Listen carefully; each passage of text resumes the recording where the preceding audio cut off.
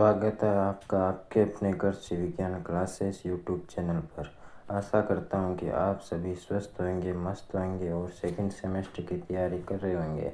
आपकी इसी तैयारी को और मजबूत करने के लिए लेकर आए हैं सेकंड सेमेस्टर के सभी सब्जेक्ट की क्लासेस, वो भी बिल्कुल फ्री कृषि विज्ञान क्लासेस यूट्यूब चैनल पर। आपको सेकंड सेमेस्टर में अच्छी OGP बनाने के साथ ही भविष्य में जब भी कॉम्पिटिटिव एग्ज़ाम जैसे JRF, PPG, WO, AG supervisor के लिए भी बहुत उपयोगी साबित होने वाली है। लेकिन इसके लिए आप यदि इस चैनल पर नए हैं और चैनल को सब्सक्राइब नहीं किया है तो बिना किसी देरी के चैनल को सब्सक्राइब कर दें और बेल आइकन को भी प्रेस कर दें, ताकि वीडियो यूट्यूब पर अपलोड होते ही सबसे पहले आपके पास पहुँचे, आप अपनी तैयारी को मजबूत बना सकें।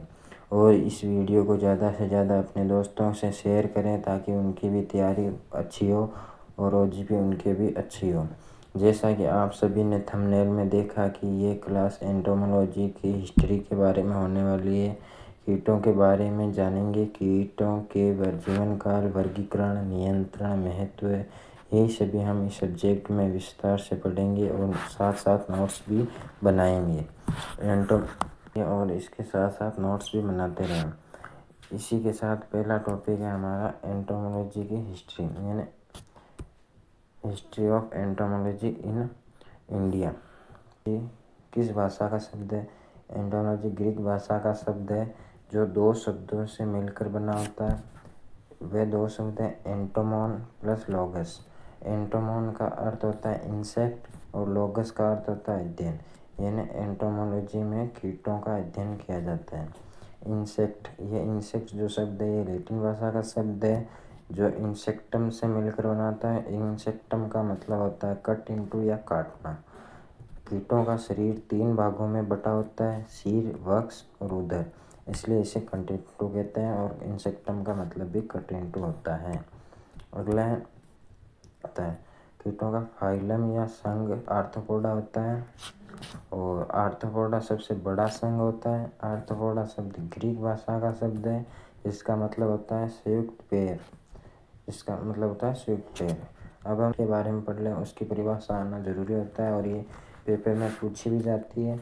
एंटोमोलॉजी की परिभाषा है यह है कि एंटोमोलॉजी प्राणी विज्ञान की वह शाखा है जो इंसेक्ट्स के वैज्ञानिक अध्ययन से संबंधित है। इसमें कीटों का वर्गीकरण, संरचना, कार्य, व्यवहार, पारिस्थितिकी और आर्थिक महत्व शामिल है। यानी हानिकारक कीटों के साथ साथ कुछ लाभदायक कीट भी होते हैं, जैसे लाख का कीट, मधुमक्खी, रेशम कीट। मधुमक्खी से 80% परपरागण की क्रिया होती है। और अगला है कीटों का विकास और विविधता, यानी कीटों का विकास कितने वर्षों पहले हुआ, इनमें कौन कौन सी विविधताएं होती है। इंसेक्ट 350 मिलियन यानी 350 मिलियन वर्ष पहले अस्तित्व में आई, जबकि मानव केवल 1.5 लाख वर्ष पहले ही पृथ्वी पर प्रकट हुए। यानी मानव प्रकट हुआ उससे पहले ही इनका अस्तित्व मिला है। ये जो कीट होते हैं ये प्रारंभ में जलचर थे, बाद में स्थलचर हो गए, यानी इनमें थोड़ा थोड़ा विकास हुआ और विविधता भी पाई गई। इससे ये पहले जलचर थे और बाद में स्थलचर हो गए। अगला इंसेक्ट विविध पर्यावरणीय परिस्थितियों में पाए जाते हैं, जैसे जल, स्थल, वायु, रेगिस्तान, ऊंचे पर्वत, फसलें, पुस्तकालय, संग्रहालय, भंडारण स्थल, और ये लगभग सभी स्थानों पर पाए जाते हैं। यानी कीटों का कुछ एक स्थानों को छोड़ दें ये लगभग सभी स्थानों पर पाए जाते हैं। रामायण और महाभारत में कीटों से संबंधित उल्लेख मिलते हैं, यानी इनका रामायण और महाभारत में भी कीटों का उल्लेख मिलता है। यानी ये रामायण और महाभारत के समय भी कीट पृथ्वी पर थे, इनका अस्तित्व था। जिन्हें कुछ कीट दिए गए हैं जिनके उस समय अलग नाम से जाने जाते थे। और ये कीट आपको पता होगा, आपने 10th से पहले संस्कृत में पढ़े होंगे। चींटी को पिपीलिका कहते हैं, टेडी को पतंगा कहते थे, मधुमक्खी को मधुमक्षिका कहते थे और दीमक को अंबिका पालिका कहते थे। अगला है संस्कृत ग्रंथों में अमरकोश, अर्थशास्त्र और चाणक्य सूत्र में कीटों का उल्लेख मिलता है। यानी संस्कृत के इन ग्रंथों में भी कीटों का उल्लेख मिलता है। अगला है एंटोमोलॉजी में प्रमुख वैज्ञानिकों का योगदान, यानी एंटोमोलॉजी में कुछ वैज्ञानिक जिन्होंने कौन से कीट की खोज की, किस कीट का अध्ययन किया, ये सभी इसमें दिए गए हैं। सबसे पहले आता है अरिस्टोटल। अरिस्टोटल ने मक्खियों, मधुमक्खियों और चींटियों पर अध्ययन किया। अगला है जे.सी. फैब्रेशियस। इन्होंने भारतीय इंसेक्ट का पहला व्यापक अध्ययन किया और कीटों के मुख्य अंगों के आधार पर कीटों को 3 वर्गों में बांटा, जो वह 3 अंग हमने पीछे भी पढ़े थे, सिर, वक्ष और उदर। अगला है कैरोलस लिनियस। ये मोस्ट है, ये आपने पहले भी पढ़ा होगा। और इन्होंने 1758 में 12 भारतीय कीटों को शामिल किया, जिसमें आधुनिक भारतीय कीट विज्ञान की शुरुआत हुई। इन्होंने ही जो अभी भारतीय कीट विज्ञान है, इन्होंने इसका विकास किया। और जे.जी. कोइन भारतीय कीटों का पहला व्यवस्थित अध्ययन किया और लिनियस, क्रामियर और ड्यूरे को नमूने भेजे। अगला है डॉक्टर केर। इन्होंने 1782 में लाख कीटों पर लेख प्रकाशित किया। लाख का कीट एक लाभदायक कीट होता है। अगला है डॉक्टर रोथने ने इंडियन अंट्स नामक पुस्तक प्रकाशित की, वो भी 1893 में प्रकाशित की, जिसमें लाल चींटियों द्वारा दीमकों का नियंत्रण का उल्लेख किया गया है। इन्होंने दीमकों के नियंत्रण के लिए लाल चींटियों का प्रयोग किया। अगला है रेव होप ने 1840 में entomology of the Himalayas and India प्रकाशित की। अगला है लायनोल डी नाइसवेल। इन्होंने भारत सरकार के पहले कीट वैज्ञानिक नियुक्त हुए, वो भी 1901 में इन्हें भारत के पहले कीट वैज्ञानिक नियुक्त किए गए। Father of entomology. एंटोमोलॉजी के फादर एक होता है विश्व स्तर पर, एक होता है देश स्तर पर, यानी भारत के वैज्ञानिक। विश्व के फादर ऑफ एंटोमोलॉजी विलियम स्केयरबाई थे, जिन्होंने कीटों का वर्गीकरण किया और इंट्रोडक्शन ऑफ एंटोमोलॉजी प्रकाशित की। अगला है भारत के father of entomology in India Maxwell Lefroy ने इंडियन इंसेक्ट पेस्ट 1906 और इंडियन इंसेक्ट लाइफ 1969 में प्रकाशित की।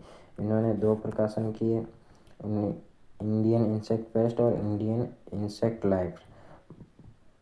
प्रथम वन कीट वैज्ञानिक E.P. स्टेबिंग 1914 में हुए, जिन्होंने Indian forest insect of economic importance Coleoptera को प्रकाशित किया।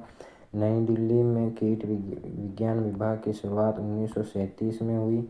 और लोकेस्ट वार्निंग ऑर्गेनाइजेशन LOW, ये इसकी फुल फॉर्म पेपर में पूछी जा सकती है, की स्थापना 1939 में हुई। इसकी स्थापना इसलिए हुई क्योंकि 1926 से 32 तक टिड्डी के हमले ज़्यादा होते थे, इसलिए टिड्डी के हमलों से पहले किसानों को सूचित किया जाता था कि भाई टिड्डी का हमला हो सकता है, संभावना है, इसलिए इसकी स्थापना की गई।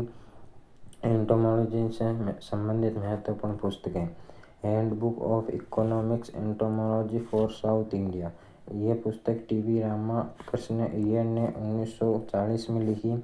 अगली है द डेजर्ट लोकेस्ट इन इंडिया, ये पुस्तक भाई रामचंद्र राव ने 1960 में लिखी। अगली है text book of agriculture entomology, ये पुस्तक H.S. प्रोथी ने 1963 में लिखी। अगली है जनरल एंटोमोलॉजी, जिसके जनक M.S. मानी 1968 में लिखी। अगली है इंसेक्ट पेस्ट ऑफ क्रॉप्स, ये पुस्तक S. प्रधान ने 1969 में लिखी।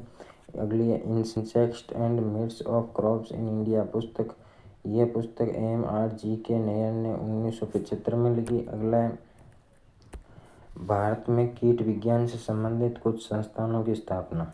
सबसे पहले आता है लॉर्ड कर्जन द्वारा पूसा बिहार में एग्रीकल्चरल रिसर्च इंस्टीट्यूट की स्थापना 1905 में हुई, जिसे 1911 में एग्रीकल्चर रिसर्च इंस्टीट्यूट का नाम बदलकर इंपीरियल एग्रीकल्चरल रिसर्च इंस्टीट्यूट रखा, IARI रखा।